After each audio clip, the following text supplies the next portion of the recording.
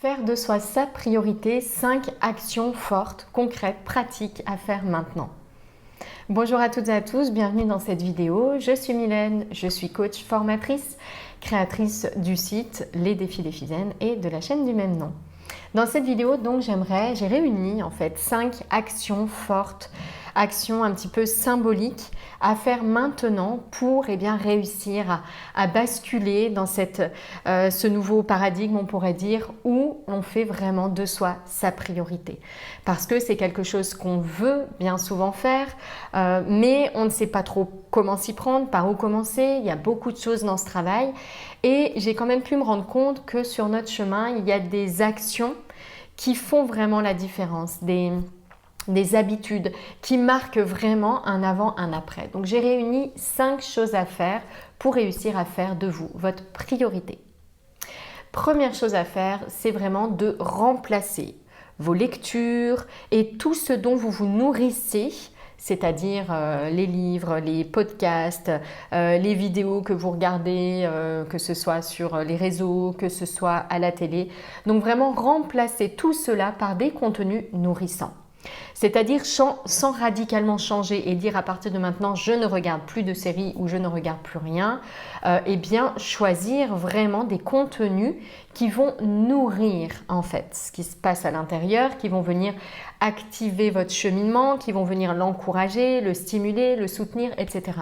Donc ça peut être des romans, développement personnel, il y en a beaucoup, on pense à Laurent Gounel, Raphaël Giordano, Maud Ankoua, Christophe André fait moins des romans, mais ça peut vous plaire aussi, vous parler aussi.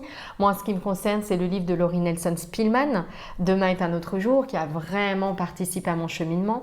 Je pense aussi à Christine Michaud, avec une irrésistible envie de fleurir, par exemple plus récemment, ou Mon projet bonheur plus anciennement. Bref, trouvez-vous des livres, même chose avec des documentaires, des contenus, des témoignages de personnes qui ont changé leur vie, etc. Vraiment tout ce qui va venir nourrir votre chemin. Donc à partir de maintenant, au lieu de regarder un film policier qui va nourrir des peurs ou de lire des bouquins sur l'histoire ou la politique ou que sais-je, remplacez tout ça par des contenus qui sont nourrissants. Donc choisissez avec clarté vos contenus pour qu'ils soutiennent votre cheminement. Et comme ça, l'air de rien, vous passerez beaucoup de temps avec vous-même en réalité à œuvrer, à participer à votre cheminement au lieu de faire totalement autre chose. Donc ça, c'est vraiment la première chose à faire maintenant et elle est très simple. Deuxième chose à faire maintenant, qui peut-être va vous paraître plus compliquée, mais je vous assure qu'il y a beaucoup de possibilités en réalité, c'est de vous accorder de l'espace. Pour pouvoir changer, pour pouvoir travailler sur vos pensées, sur vos schémas, sur vos blessures, il faut de l'espace. De l'espace, ça veut dire quoi? Ça veut dire qu'il faut arrêter de remplir nos journées du matin au soir de distractions, de tout un tas de choses qui vont dans tous les sens. Donc ici, ce que je vous invite à faire, c'est faire la liste de tout ce que vous faites habituellement sur une journée et de trouver au moins 5 idées, 5 façons de faire autrement pour faire moins et libérer un peu de place. Souvent, une détox digitale suffit à faire ça. Vous pouvez aussi utiliser la loi 80-20, à savoir l'idée que en faisant l'essentiel d'une tâche au lieu de vouloir faire tous les petits détails comme d'habitude, vous pouvez en fait libérer pas mal de temps pour autre chose. Donc je vous invite vraiment à avoir cet œil attentif sur votre liste de tâches et sur des idées pour pouvoir alléger ce planning, cet emploi du temps. L'idéal étant d'avoir au moins 30 minutes par jour pour vous. 30 minutes par jour où vous allez chaque jour pouvoir explorer une pensée, pouvoir faire différentes pratiques, une méditation, etc. La troisième chose à faire troisième action forte pour faire de vous votre priorité, c'est vraiment d'en parler autour de vous, de le dire, de prévenir votre entourage par exemple, de leur expliquer que vous trouvez essentiel pour vous, de vous accorder un peu plus de temps. Vous sentez que vous en avez besoin, même pour améliorer la qualité de vos relations, améliorer la qualité de votre éducation à vos enfants. Bref, vraiment de prévenir les autres que c'est important pour vous, que ça va être bon pour eux aussi, mais que ça commence par plus d'espace pour vous. C'est personnellement quelque chose que j'explique régulièrement à mes enfants. Je leur dis régulièrement, là, maman a besoin de plus d'espace. Donc, je vous invite à trouver des idées pour vous occuper. On va changer quelque chose dans le fonctionnement de la journée habituelle parce que je sens que j'ai besoin peut-être d'1 heure de silence, d'1 heure de calme, d'1 heure tranquille.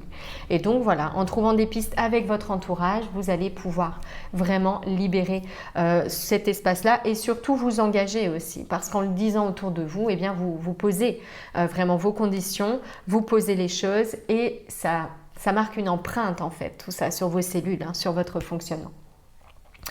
Donc ça, c'est vraiment pour moi la troisième chose, c'est cet engagement. Ça peut être aussi créer un blog, créer une page. Moi, j'ai une personne que j'accompagne dans l'expérience qui a créé une page sur Facebook où elle raconte voilà, ses avancées, ses étapes, ses défis, etc.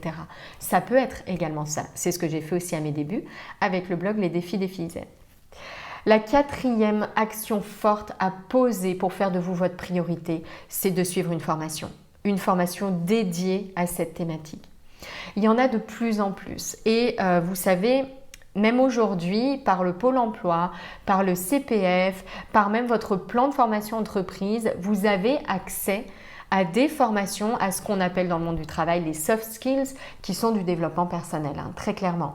Apprendre à vous écouter, apprendre à mieux communiquer, apprendre à vous reconnecter à vous-même, apprendre à gérer vos émotions, apprendre à traverser des phases de changement. À titre d'exemple, le programme Expérience que j'anime, il est agréé pour être finançable, il est accessible également via le CPF. On a l'agrément Calliope, donc de plus en plus, vous avez accès à des formations inspirantes, des formations à de grandes aptitudes indispensables et qui sont finançables, qui font vraiment partie maintenant d'une grande démarche gouvernementale, sociale, politique, parce qu'on sait, parce qu'on ne peut plus en fait l'ignorer, que c'est de là que tout commence.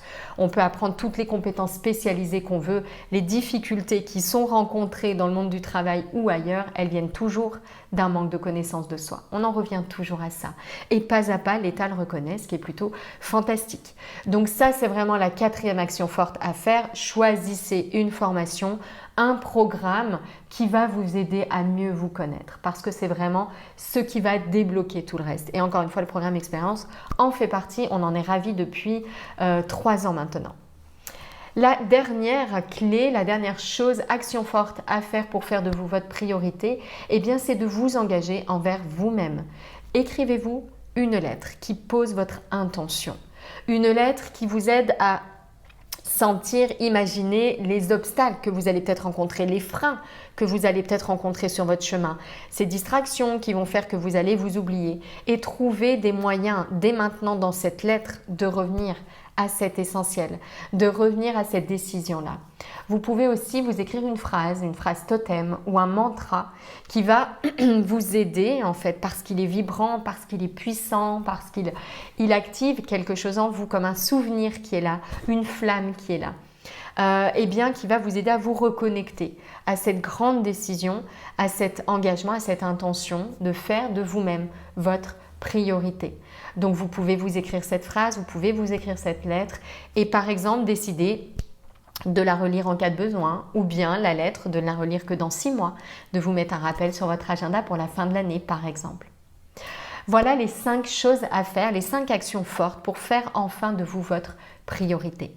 Si vous êtes intéressé par ce que je partage, si vous sentez que ça résonne, si le programme Expérience vous donne envie, vous avez envie d'en savoir plus, je vous invite à suivre une conférence que je diffuse tous les jours, 8 étapes clés pour créer la vie qui vous ressemble, qui vous présente mon approche, qui vous donne des outils déjà et des pistes, et puis à la fin qui vous présente le programme Expérience, parce que c'est très important de nous assurer que c'est quelque chose qui correspond vraiment pleinement à vos besoins. Voilà ce que j'avais à cœur de vous partager dans cette vidéo. Merci beaucoup pour votre écoute.